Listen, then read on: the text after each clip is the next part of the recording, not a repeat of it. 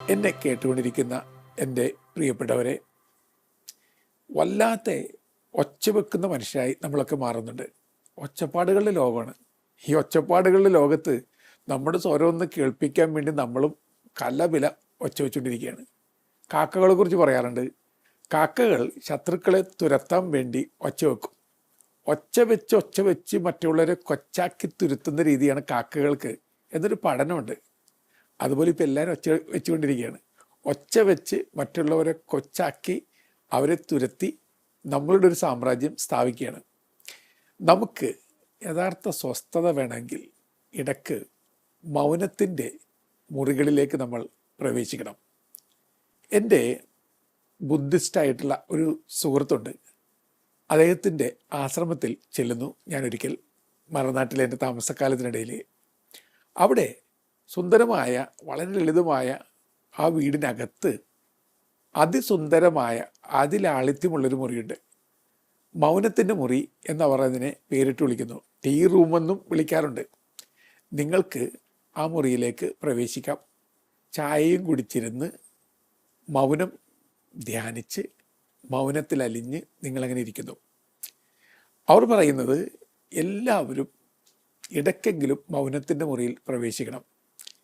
വീടിൻ്റെ എല്ലാ സൗകര്യങ്ങൾക്കിടയിലും മൗനത്തിൻ്റെ ഒരു മുറി വേണമെന്ന് അവർ നിഷ്കർഷിക്കുന്നു.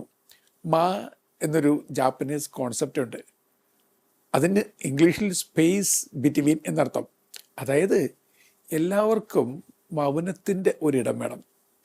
ചലപില ഒച്ച വെച്ച് നടക്കുന്ന മനുഷ്യർക്ക് ഇടക്ക് അവരെ തന്നെ കണ്ടെത്താൻ മൗനത്തിൻ്റെ കൂട്ടിൽ ചേക്കേറേണ്ട ആവശ്യമുണ്ട് എന്നർത്ഥം. പ്രിയപ്പെട്ട ചങ്ങാതി, നിങ്ങൾ വല്ലാതെ ദുഃഖിച്ചിരിക്കുകയാണോ? എപ്പോഴും അസ്വസ്ഥയാണോ? നിങ്ങൾക്ക് നിങ്ങളെ തന്നെ നഷ്ടപ്പെട്ടുകൊണ്ടിരിക്കുകയാണോ? എങ്കിൽ ഇടക്ക് ഒച്ചകളോട് അല്പം ഒന്ന് ഗുഡ് ബൈ പറയുന്നത് എങ്ങനെയെന്ന് പഠിച്ചെടുക്കുക. ഗാന്ധിജിയുടെ ജീവിതത്തിലേക്ക് വരിക. ഗാന്ധിജി തിങ്കളാഴ്ചകൾ മൗനവ്രതത്തിൻ്റെ ദിവസമാക്കി മാറ്റിയിരുന്നു. എല്ലാ തിങ്കളാഴ്ചകളിലും പൂർണ്ണ നിശബ്ദത. 1935 അദ്ദേഹം 25 ദിവസങ്ങൾ നീണ്ടു നിൽക്കുന്ന മൗനത്തിലേക്ക് പ്രവേശിച്ചു. അദ്ദേഹം പറഞ്ഞിരുന്നൊരു കാര്യം എന്താണ്? നിങ്ങൾ നിശബ്ദത പാലിക്കുമ്പോൾ നിങ്ങൾ നിങ്ങളെ തന്നെ കാണാൻ തുടങ്ങുന്നു. നിങ്ങളുടെ ക്രിയേറ്റിവിറ്റി കൂടുന്നു. നിങ്ങളുടെ ആത്മധൈര്യം കൂടുന്നു. നിങ്ങൾ ആത്മാഭിമാനമുള്ള വ്യക്തിയായിട്ട് രൂപപ്പെടുന്നു. മാത്രമല്ല, ആന്തരികമായ ശാന്തതയിൽ നിങ്ങൾ നിങ്ങളെ തന്നെ സ്വയം രൂപപ്പെടുത്തിയെടുക്കുന്നു. ശാസ്ത്രീയമായിട്ട് ഇതിന് സത്യമുണ്ടോ? സത്യമുണ്ട്. ഇടയ്ക്ക് മൗനം പാലിച്ച് കഴിഞ്ഞാൽ മനസ്സിൻ്റെ കെമിക്കൽ ബാലൻസിങ് ക്രമപ്പെടുത്തപ്പെടുന്നുവെന്ന് പഠനമുണ്ട്. ഇടയ്ക്ക് എല്ലാ ഒച്ചകളിൽ നിന്നും മാറി നിൽക്കുകയാണെങ്കിൽ കോർട്ടിസോൾ പോലുള്ള സ്ട്രെസ് നൽകുന്ന ഹോർമോണുകൾ വളരെ കുറഞ്ഞ് എൻഡോർഫിൻ പോലുള്ള ഫീൽ ഗുഡ് ഹോർമോണുകൾ അധികമായി, പിന്നെ ഓക്സിറ്റോസിൻ പോലുള്ള ലവ് ടോണിക്ക് ഒരു ഒഴുക്ക് പോലെ ഉള്ളിൽ നിറഞ്ഞ് നമ്മൾ കുറച്ചുകൂടി ശാന്തരായി മാറുന്നു. ഇനി നിങ്ങൾ സ്ഥിരമായിട്ട് അല്പനേരം മൗനം പാലിക്കുന്ന വ്യക്തിയാണെങ്കിൽ അറിയാതെ പക്വത നമ്മിൽ കൂടുന്നതായിട്ട് നമുക്ക് മനസ്സിലാവും. ശാസ്ത്രീയ പഠനങ്ങൾ ഇത് തെളിയിച്ചിട്ടുണ്ട്. എപ്പോഴും ചലപില സംസാരിക്കുന്ന രീതിയൊന്നും മാറ്റിക്കഴിയുമ്പോൾ ചെറിയ പാകതയും പക്വതയും ചിന്തകളിൽ കുറച്ച് ആഴവും നമ്മളുടെ ജീവിത ശൈലികളിൽ കുറച്ചുകൂടി സീരിയസ്നെസ്സും കുറച്ചുകൂടി മാന്യതയും ലാളിത്യവും ഒക്കെ വന്ന് ചേരാം. ഈശോ എല്ലാ ആൾക്കൂട്ടങ്ങൾക്കിടയിലും എല്ലാവർക്കും എല്ലാമായി ജീവിച്ചു. അതിനുശേഷം പിന്നെ കർത്താവ് എന്താ ചെയ്യുക? കർത്താവ് മലമുകളിലേക്ക് പോയി. നിശബ്ദതയിലേക്കുള്ളൊരു യാത്രയാണ്.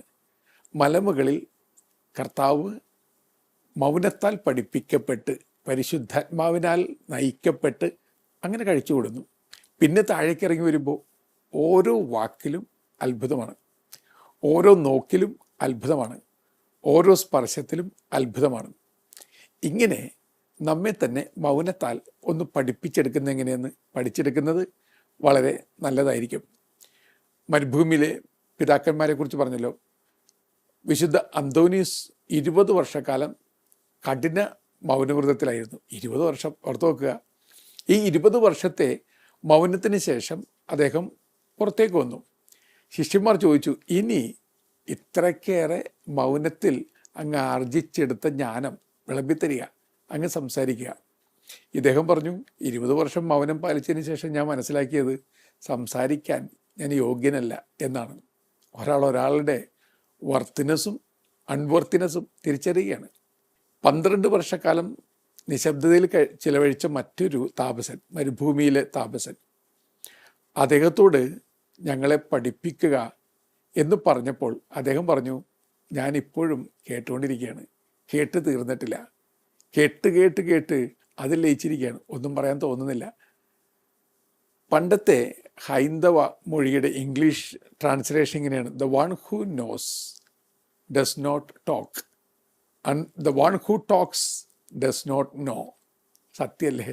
അറിയുന്നവൻ ഒന്നും പറയുന്നില്ല, പറയുന്നവൻ ഒന്നും അറിയുന്നില്ല.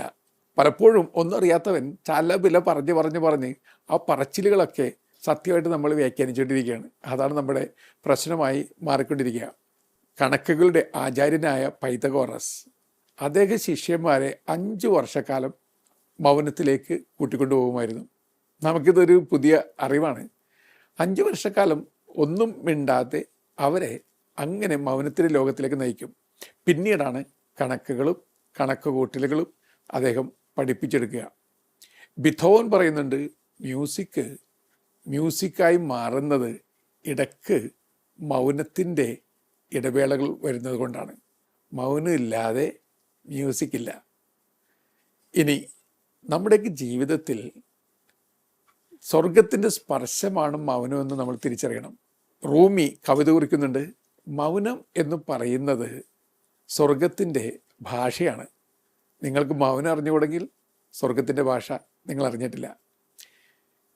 നമ്മളുടെ ഇന്ത്യൻ ചിന്തയിലും മൗനത്തിന് വലിയ പ്രത്യേകതയുണ്ട്. ഇന്ത്യൻ തത്വചിന്തകന്മാർ പറഞ്ഞു തരുന്നത് എന്താണ്? ഇടയ്ക്കെങ്കിലും, ആഴ്ചയിൽ ഒരിക്കലെങ്കിലും നിങ്ങൾ ഉപവസിക്കുന്നത് പോലെ മൗനത്തിൻ്റെ ഒരു ദിനം പ്രഖ്യാപിക്കണം. വാക്കുകളുടെ ഉപവാസം, കാഴ്ചകളുടെ, കേൾവികളുടെ, സംസാരങ്ങളുടെ ഒക്കെ ഉപവാസം, അത് വേണ്ടാന്ന് വെച്ചുകൊണ്ട് അകത്തെ നിശ്ചല തടാകത്തിലേക്ക് സഞ്ചരിക്കണം. രവീന്ദ്രനാഥ ടാഗോർ എഴുതുന്നത് പോലെ അകത്തെ നിർമ്മല നിശ്ചല നീല തടാകത്തിലേക്ക് ഒരാൾക്ക് സഞ്ചരിക്കണമെന്നുണ്ടെങ്കിൽ അയാൾ എടുക്കേണ്ടത് മൗനത്തിൻ്റെ തോണിയാണ്. മൗനത്തിൻ്റെ തോണിയിൽ തുഴഞ്ഞ് അകത്തേക്ക് എത്തി ഒരാൾ ഈ നിർമ്മല നിശ്ചല നീല തടാകത്തിൽ അലിഞ്ഞേരുകയാണ്. ദൈവാനുഭവം അത് തന്നെയായിരിക്കാം. വിശുദ്ധ ഗ്രന്ഥത്തിൽ കൊടുങ്കാറ്റിലൂടെയല്ല ദൈവം സംസാരിക്കുന്നത്, ഇളങ്കാറ്റിലൂടെയാണ് സംസാരിക്കുന്നത് എന്നൊരു പരാമർശമുണ്ടല്ലോ. അങ്ങനെയാണെങ്കിൽ പ്രിയപ്പെട്ടവരെ, ഇടയ്ക്ക് നമ്മൾ മൗനത്തിന് ഒരു അവസരം കൊടുക്കണം, നമ്മെ ഒന്ന് നന്നാക്കാൻ. തൽമൂദ് ഒരു പ്രയോഗം നടത്തുന്നുണ്ട്, സിംസൂം എന്നൊരു പ്രയോഗം. സിംസൂം എന്ന് പറഞ്ഞാൽ എന്താണ്? മൗനത്തിലൂടെ സൃഷ്ടി നടത്തുന്നതിനെയാണ്. ദൈവം മൗനമായിട്ട് നമ്മെ സൃഷ്ടിക്കുന്നു. നമ്മൾ മൗനത്തിൽ നമ്മെ തന്നെ സൃഷ്ടിച്ചെടുക്കുന്നു. നല്ല ക്രിയേറ്റീവായിട്ടുള്ള, പ്രൊഡക്റ്റീവായിട്ടുള്ള, ജീനിയസ് ആയിട്ടുള്ള ആളുകളെ നോക്കുക. അവർ അവരുടെ ക്രിയേറ്റിവിറ്റിയും പ്രൊഡക്റ്റിവിറ്റിയും ഏറ്റവും ശക്തമായിട്ട് പുറത്തേക്ക് കൊണ്ടുവരുന്നത് കടുത്ത മൗനത്തിലാണ്. അതുകൊണ്ടാണ് പറഞ്ഞത്, ഒച്ചകളുടെ ലോകത്ത് നമ്മൾ ഇടയ്ക്ക് നിശബ്ദതയുടെ സംഗീതം കണ്ടെത്തണം. ആ കണ്ടെത്തൽ ജീവിതത്തിൽ വല്ലാതെ മാറ്റം കൊണ്ടുവരുന്ന കണ്ടെത്തലായി മാറാം. ഫിലോക്കാലിയ എന്ന അതിസുന്ദരമായ ഗ്രന്ഥമുണ്ടല്ലോ, അതൊരു ധ്യാന രീതിയാണ്. ക്രൈസ്തവ ധ്യാന രീതിയുടെ സമാഹരണമാണ് ഫിലോക്കാലിയ. ആ ഫിലോക്കാലിയയിൽ പറയുന്നത്, ഒരു മനുഷ്യനെ യഥാർത്ഥ വാച്ച്ഫുള്ളാക്കി, അതായത് ഏകാഗ്രതയുള്ള, കെയർഫുള്ളായിട്ടുള്ള ആളാക്കി മാറ്റുന്നത് ഹെസീക്കീസ് ആണ്. ഈ ഹെസേക്കിയ എന്ന് പറയുന്നത് എന്താണ്? Holy silence. ഹോളി സൈലൻസ്, വിശുദ്ധമായ നിശബ്ദതയിലാണ് ഒരാൾ വാച്ച്ഫുള്ളായി, പ്രെയർഫുള്ളായി മാറുന്നത്. അതുകൊണ്ട് തന്നെ ഈ ഫിലോക്കാലിയ പിന്തുടർന്ന താപസന്മാരൊക്കെ തങ്ങളെ തന്നെ നിശബ്ദതയിൽ തളച്ചിട്ടു. അത് കൃപ നിറഞ്ഞ ഒരു തടവാണ്. മരുഭൂമിയിലെ പിതാക്കന്മാർ അവരുടെ സന്യാസാശ്രമത്തിൽ ചേരാൻ വരുന്ന യുവാക്കളോട് പറയും, നിങ്ങളെ ഞങ്ങൾ ഒരു കുടുസുമുറിയിലേക്ക് പ്രവേശിപ്പിക്കും. ഇപ്പോൾ കുടുസുമുറി നിങ്ങളെ മൗനം പഠിപ്പിക്കും, മൗനം നിങ്ങളെ ജീവിതം പഠിപ്പിക്കും. അങ്ങനെ നിങ്ങൾ ദൈവത്തിൻ്റെ യഥാർത്ഥ ജ്ഞാനികളായി മാറും. എൻ്റെ പ്രിയപ്പെട്ടവരെ, നമ്മുടെ വീട്ടിൽ മൗനത്തിൻ്റെ ഒരു മുറിയൊന്നും ഉണ്ടാവില്ല. പക്ഷേ നമ്മുടെ ഉള്ളിൽ മൗനത്തിൻ്റെ ഒരു മുറി തയ്യാറാക്കിയെടുക്കുക. ഇടയ്ക്ക് നിശബ്ദത പാലിക്കുന്ന എങ്ങനെയെന്ന് പഠിച്ചെടുക്കുക. ഇനി നിശബ്ദത കൊണ്ടുവരുന്ന നേട്ടങ്ങൾ എന്തൊക്കെയാണ്? ഒന്ന്, മറ്റുള്ളവരെ വാക്കത്തി കൊണ്ടും നോക്കത്തി കൊണ്ടും കൊല്ലുന്ന ആ രീതി ഒന്ന് കുറഞ്ഞു വരും. അടുത്ത തവണ ഒരാളെ കുറ്റപ്പെടുത്തി വെറുതെ ചലവിൽ സംസാരിക്കാൻ നിങ്ങൾക്ക് പ്രേരണ ഉണ്ടാകുമ്പോൾ മൗനം പാലിക്കുന്ന എങ്ങനെയെന്ന് പഠിച്ചെടുക്കുക. അതൊരു വലിയ പാഠമല്ലേ? പാപിനിയായ സ്ത്രീയെ കർത്താവിൻ്റെ തൊട്ടു മുമ്പിൽ കൊണ്ടുവന്ന് നിർത്തിയിരിക്കുന്നു. നീതിമാന്മാരെന്ന് നടിക്കുന്ന മനുഷ്യരൊക്കെ കർത്താവ് എന്താ ചെയ്യുക? മൗനമായിട്ട് നിലത്തെഴുത്തിലാണ്. എന്താണ് എഴുതിയത്? എവ്സേബിയൂസും വിശുദ്ധ അഗസ്റ്റിനും പറയുന്നത് കർത്താവ് അവിടെ എഴുതിയത് ആ കല്ലുമായി നിൽക്കുന്ന ആളുകളുടെ പേര് വിവരങ്ങളാണ്. എല്ലാവരുടെയും പേര് കർത്താവ് അവിടെ എഴുതിയത്രേ. ശരിയായിരിക്കാം. മൗനം കൊണ്ട് കർത്താവ് ഒരാളെ വലിയ വിശാലതയുടെ ലോകത്തിലേക്ക് കൈപിടിച്ച് നടത്തുകയാണ്. അപ്പോൾ അടുത്ത തവണ ഒരാളെ കുറ്റം പറയാനുള്ള പ്രേരണ ഉണ്ടാകുമ്പോൾ മൗനത്തോടുകൂടി അയാളുടെ ജീവിതത്തിലേക്ക് ഇത്തിരി വെട്ടം വരുന്ന എങ്ങനെയെന്ന് പഠിച്ചെടുക്കുക. 2, മൗനം നിങ്ങളെ ജ്ഞാനിയാക്കി മാറ്റും. സത്യമല്ലേ? മൗനത്തിൻ്റെ ഇടനാഴിയിലാണ് ഒരു പക്ഷേ നിങ്ങളൊരു താരകമായിട്ട് വീണ്ടും പിറക്കുന്നത്. നുള്ളിയാനും എന്ന അതിഭീകരമായ തടവറയിൽ സീലാസും പൗലോസും അടക്കപ്പെടുന്നുണ്ട്. യൂറോപ്പിലെ ഏറ്റവും ക്രൂരമായ ജയിലായിരുന്നു നുള്ളിയാനും എന്നറിയപ്പെടുന്ന മെമേർട്ടിയൻ ജയിൽ. അവിടെ അകപ്പെട്ട ആളുകൾ അങ്ങേറ്റത്തെ നിശബ്ദത, അങ്ങേറ്റത്തെ ദുർഗന്ധം, ശ്വാസം മുട്ടിപ്പിക്കുന്ന അന്തരീക്ഷം, ഈർപ്പം, തണുപ്പ്, ഇവയിൽ പെട്ടു മരിച്ചു പോകും. മൗനം അവരെ കൊല്ലുന്നുവെന്നാണ് ഒരു ചരിത്രകാരൻ എഴുതുന്നത്. പക്ഷേ വിശുദ്ധ പൗലോസ് അപ്പോസ്തലൻ എന്താ ചെയ്യുക? അദ്ദേഹം ആ മൗനത്തെ ഹോളി സൈലൻസ് ആക്കി മാറ്റുന്നു. ആ ഏകാന്തതയെ ദൈവത്തിൻ്റെ പ്രസൻസാക്കി മാറ്റുന്നു. അവിടെ ഇരുന്നു കൊണ്ട് തീമോഥെയോസിനുള്ള 2ാമത്തെ ലേഖനം എഴുതുന്നുണ്ട്. അതിൽ അദ്ദേഹം എന്താ എഴുതുക? ഞാൻ നല്ല ഓട്ടം ഓടി, നീതിയുടെ കിരീടം എനിക്കായി ഒരുക്കി വച്ചിരിക്കുന്നു, ബലിയായി ഞാൻ നൽകപ്പെടേണ്ട സമയമായി. വീണ്ടും അദ്ദേഹം പറയുന്നുണ്ട്, കൈവെപ്പിലൂടെ ലഭിച്ച കൃപാവരം ഊതി ജ്വലിപ്പിക്കുക. ഇങ്ങനെയൊക്കെ ഒരു മനുഷ്യന് എഴുതാൻ സാധിക്കണമെന്നുണ്ടെങ്കിൽ മൗനത്തിൻ്റെ വല്ലാത്ത കൊടും മൗനത്തിൻ്റെ, കൊല്ലുന്ന മൗനത്തിൻ്റെ ആ ലോകത്ത് അങ്ങനെയൊക്കെ എഴുതാൻ പറ്റണമെന്നുണ്ടെങ്കിൽ മൗനത്തിൽ അദ്ദേഹം ദൈവത്തിൻ്റെ സാന്നിധ്യം തിരിച്ചറിഞ്ഞിട്ടുണ്ടാണോ? അടുത്തതായിട്ട് മൗനം നമ്മളെ കുറച്ചുകൂടി പ്രയർഫുള്ളാക്കി മാറ്റും. നമുക്കൊരു ധാരണ വന്നിട്ടുണ്ട് ഈയിടെയായിട്ട്, ഒച്ചവെക്കലാണ് പ്രാർത്ഥനയെന്ന്. എല്ലാവരും ഒച്ച വെച്ച് പരസ്പരം തോപ്പിച്ചുകൊണ്ടിരിക്കുകയാണ്, കർത്താവിനെ തോപ്പിക്കുകയാണ്. ഇടയ്ക്ക് നിശബ്ദത വേണം. ഇടയ്ക്ക് നിങ്ങളുടെ ആനന്ദ അനുഭൂതികൾ പ്രകടിപ്പിക്കാൻ വേണ്ടി സ്വരമുയരാം, തെറ്റൊന്നുമില്ല. പക്ഷേ ഫുൾ ടൈം ഒച്ച വെച്ച് അലറിക്കൊണ്ടിരിക്കുകയാണെങ്കിൽ അതിന് യഥാർത്ഥ പ്രാർത്ഥന എന്നൊക്കെ പറയാൻ പറ്റുമോ? അതുകൊണ്ട് നിശബ്ദത വേണം. സ്വരങ്ങൾക്കിടയിൽ നിശബ്ദത വരുമ്പോൾ ദൈവത്തിൻ്റെ സ്വരം നമ്മൾ കേൾക്കുന്നുണ്ട്. നമ്മൾ മാത്രം സ്വരം വെച്ചുകൊണ്ടിരിക്കുകയാണെങ്കിൽ ദൈവത്തിൻ്റെ വളരെ സ്റ്റില്ലായിട്ടുള്ള, വളരെ താഴ്ന്ന മന്ദഗതിയിലുള്ള സ്വരം നമ്മളെങ്ങനെ കേൾക്കുക? അപ്പോൾ മൗനം നിങ്ങളെ കുറച്ചുകൂടി പ്രയർഫുള്ളാക്കി മാറ്റും. ഇനി മൗനം നമ്മളെ കുറച്ചുകൂടി ക്രിയേറ്റീവാക്കി മാറ്റുന്നുണ്ട്. കാരണം എപ്പോഴും ഇങ്ങനെ റെസ്റ്റ്ലെസ് ആയിട്ട് അതും ഇതും പറഞ്ഞ് ഓടിക്കൊണ്ടിരിക്കുന്നതിനിടയിൽ നഷ്ടപ്പെട്ടു പോകുന്നത് അകത്തെ ക്രിയേറ്റിവിറ്റിയാണ്, പ്രൊഡക്ടിവിറ്റിയാണ്. അതൊക്കെ വീണ്ടെടുക്കണമെന്നുണ്ടെങ്കിൽ ഇടയ്ക്കൊന്ന് മൗനം പാലിക്കുന്നത് വളരെ നല്ലതായിരിക്കും. ഇനി മൗനത്തിൻ്റെ മാഹാത്മ്യത്തെക്കുറിച്ച് ഞാൻ പറയുമ്പോൾ ശരിയല്ലാത്ത ചില മൗനങ്ങളുണ്ട്, അതുകൂടി നമ്മൾ മനസ്സിലാക്കണം. പല വിധത്തിലുള്ള മൗനങ്ങളുണ്ട്. ഒന്ന്, കടുത്ത ദുഃഖത്തിൻ്റെ മൗനമുണ്ട്. മഞ്ഞു മനുഷ്യനെ കല്യാണം കഴിച്ചയാൾ എന്ന പേരിലുള്ള ഒരു നോവലുണ്ട്. ആ റഷ്യൻ നോവലിൻ്റെ പരിഭാഷയാണ്. അതിൽ ഭാര്യ ഭർത്താവിനെക്കുറിച്ച് പറയുന്നു, ഞാൻ മഞ്ഞു മനുഷ്യനെ കല്യാണം കഴിച്ചയാൾ. ഞാൻ കരഞ്ഞാലും ഇയാൾ മിണ്ടാതിരിക്കും, ഞാൻ ചിരിച്ചാലും ഇയാൾ മിണ്ടാതിരിക്കും, ഞാൻ ഇനി ഒരു വേള ഇയാളുടെ മുമ്പിൽ ഹൃദയം പൊട്ടി മരിച്ചു വീണാലും ഇയാൾ മിണ്ടാതിരിക്കും. കാരണം ഇയാൾ മഞ്ഞു മനുഷ്യനാണ്. ഇയാൾക്കൊരു വികാരവുമില്ല, ഇയാൾ ഒന്നും പറയുന്നില്ല, ഒന്നും കേൾക്കുന്നില്ല, ഒന്നും കാണുന്നില്ല. ഞാനൊന്നും അറിയുന്നില്ല, ഞാനൊന്നും കേട്ടില്ല, ഞാൻ ഉറങ്ങുകയായിരുന്നു, ഞാൻ കിനാവ് കാണുകയായിരുന്നു എന്ന മറ്റുള്ളൊരു ജന്മം. ഇത്തരമൊരവസ്ഥയിൽ ജീവിക്കുന്നവർ കൊടും ദുഃഖത്തിൻ്റെ മൗനത്തിലായി പോകും. കാരണം പറഞ്ഞിട്ടൊരു കാര്യമില്ല. രണ്ടാമതായിട്ട് കടുത്ത വെറുപ്പിൻ്റെ മൗനം. യൗസേപ്പ് പിതാവിൻ്റെ മൗനത്തെക്കുറിച്ച് നമ്മൾ ധ്യാനിക്കുന്ന നല്ലതാണ്. യൗസേപ്പ് പിതാവ് അത്രമേൽ സ്നേഹിച്ചതുകൊണ്ട് മൗനം പാലിച്ചു. എന്നാൽ ചില ആളുകൾ അത്രമേൽ വെറുക്കുന്നതുകൊണ്ട് മൗനം. ഒന്നും മിണ്ടാത്ത ഭാര്യ പഴയൊരു ചെറുകഥയുടെ ശീർഷകമാണ്. ഒന്നും മിണ്ടാത്ത ഭർത്താക്കന്മാരും ഒന്നും മിണ്ടാത്ത ഭാര്യമാരും ഒന്നും മിണ്ടാത്ത മക്കളും പല വീടുകളിലുണ്ട്. ആ വീട്ടിലുള്ള മൗനത്തെ ശ്മശാനമൂകത എന്നാണ് വിളിക്കേണ്ടത്. ചില വീടുകളിൽ സിമിട്രി സൈലൻസ് ആണ്. നമുക്ക് അകത്ത് ചെന്ന് കഴിഞ്ഞാൽ നിങ്ങൾ ഏതോ മോർച്ചറിയിൽ ചെന്നുപോയ പ്രതീതിയാണ്. അവിടെ ഇരിക്കുന്നവരെ ഉറഞ്ഞിരിക്കുകയാണ്, ചെന്നവരും ഉറഞ്ഞു പോകും. കുറച്ചുകൂടി കഴിഞ്ഞ് നമ്മൾ ചത്തുപോകും.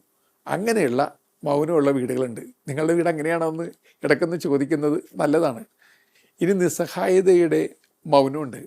ഭാര്യ ഭർത്താവിനോട് പറയുകയാണ്, ഞാൻ ഈയിടെയായിട്ടൊന്നും പറയുന്നില്ല. അയാൾ ചോദിക്കുന്നു, ശരിയാണ്, നീ ഒന്നും പറയുന്നില്ല. അപ്പോൾ അവൾ പറഞ്ഞു, എൻ്റെ മൗനം നിങ്ങൾക്ക് മനസ്സിലാകുന്നില്ലെങ്കിൽ എൻ്റെ വാക്കുകൾ എങ്ങനെ മനസ്സിലാക്കാനാണ്? നിസ്സഹായതയുടെ മൗനമാണ്. ഇത്ര മൗനം വന്നിട്ടും എന്താണ് ഇത്ര മൗനം എന്ന് ചോദിക്കാൻ ഒരാളില്ല. അവിടെ നിസ്സഹായതയുടെ മൗനം വരികയാണ്. ഇനി നിഷേധാത്മകതയുടെ മൗനമുണ്ട്. ഒരു തരം റിബല്യസ് സൈലൻസ്. അത് മിക്കവാറും പുതുതലമുറയിൽ കണ്ടുവരുന്നതാണ്. മകൻ ഒന്നും മിണ്ടുന്നില്ല ഈയിടെയായിട്ട്. എപ്പോഴും കോപിച്ച മുഖമാണ്. എപ്പോഴും അവൻ്റെ കണ്ണുകളിൽ വല്ലാത്ത അഗ്നി എരിയുന്നുണ്ട്. അപ്പനൊരു ദിവസം എല്ലാവരുടെ മുമ്പിൽ വെച്ച് അവനോട് ചോദിച്ചു, നീ എന്താ ഇങ്ങനെ പെരുമാറുന്നത്? ശത്രുവിനെ പോലെ, ശത്രുപാളയത്തിൽ വന്നു ചേർന്നവനെ പോലെയാണ് പെരുമാറുന്നത്. എന്താ ഇത്? ഒന്നും മിണ്ടാത്ത എന്താണ്? ഇത്ര സൈലൻസ് എന്താണ്? അവൻ വളരെ കൂളായിട്ട് പറഞ്ഞു, I am silent outside because I am violent inside. എൻ്റെ പ്രിയപ്പെട്ടവരെ, പുതുതലമുറയുടെ നിങ്ങളുടെ നെഞ്ചിലേക്ക് തറഞ്ഞിറങ്ങുന്ന വിധത്തിലുള്ള വാക്കുകളാണിത്. I am silent outside because I am violent inside. അകത്ത് വയലൻസ്, പുറത്ത് സൈലൻസ്. അങ്ങനെയുള്ള പിള്ളേരുടെ എണ്ണം വളരെ കൂടിയിട്ടുണ്ട്. അത് റിബല്യനാണ്. അപ്പനും അമ്മയും ചെയ്യുന്നതും പറയുന്നതും അവർ ജീവിക്കുന്ന ജീവിതവും ഇഷ്ടപ്പെടുന്നില്ല. അതുകൊണ്ട് അവർ സൈലൻ്റായി മാറിപ്പോവുകയാണ്. നിങ്ങളുടെ വീടിൻ്റെ അവസ്ഥ അങ്ങനെയാണോ എന്നൊന്ന് ചോദിക്കുന്നതും വളരെ നല്ലതായിരിക്കും. ഇനി പേടിയുടെ നിശബ്ദതയുണ്ട്, ഭയത്തിൻ്റെ മൗനം. ഭാര്യ ഭർത്താവിനോട് മകനെക്കുറിച്ച് പറയുകയാണ്, ഇവനെന്താണ് പൊട്ടനെ പോലെയാണ്, ഒന്നും മിണ്ടുന്നില്ല, എന്ത് ചോദിച്ചാലും പേടിച്ച് വിറച്ചിരിക്കുന്ന പോലെയാണ്. അപ്പോൾ ഭർത്താവിൻ്റെ മുമ്പിൽ വെച്ച് കുഞ്ഞിനോട് ചോദിക്കണം, എടാ പൊട്ട, നീ എന്താ ഇങ്ങനെ? ചോദ്യം ചോദിച്ചാൽ പോലും ഉത്തരം പറഞ്ഞൂടെ? സ്കൂളിലും മിണ്ടുന്നില്ല, ഇവിടെയും മിണ്ടുന്നില്ല, എങ്ങും മിണ്ടുന്നില്ല. ഭർത്താവ് കരുണയോട് പറഞ്ഞു, നിന്റെ ഒച്ച കുറച്ചാലല്ലേ കൊച്ചിൻ്റെ ഒച്ച പുറത്തേക്ക് വരികയുള്ളൂ. പേടിയുടെ മൗനമാണത്. ചില വീടുകളിൽ മഹാഭീതിയുടെ മൗനം ഉറഞ്ഞുകൂടി കിടക്കുകയാണ്. അങ്ങനെയുള്ള പേടികളുടെ അവസ്ഥകളുമുണ്ട്.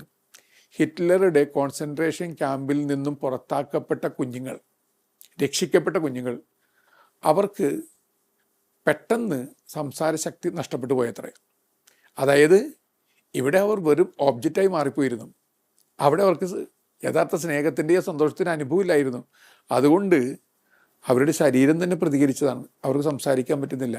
അങ്ങേയറ്റത്തെ കടുത്ത ഭീതി നിമിത്തം അവർ ഒന്നും സംസാരിക്കാൻ പറ്റാത്തവരായി മാറിപ്പോയത്രേ. എൻ്റെ പ്രിയപ്പെട്ടവരെ, ഇതുപോലുള്ള നെഗറ്റീവായ മൗനത്തിന് വിട പറഞ്ഞുകൊണ്ട് പോസിറ്റീവായ മൗനത്തിലൂടെ നമുക്ക് നമ്മെ തന്നെ നേടിയെടുക്കാൻ ശ്രമിക്കാം.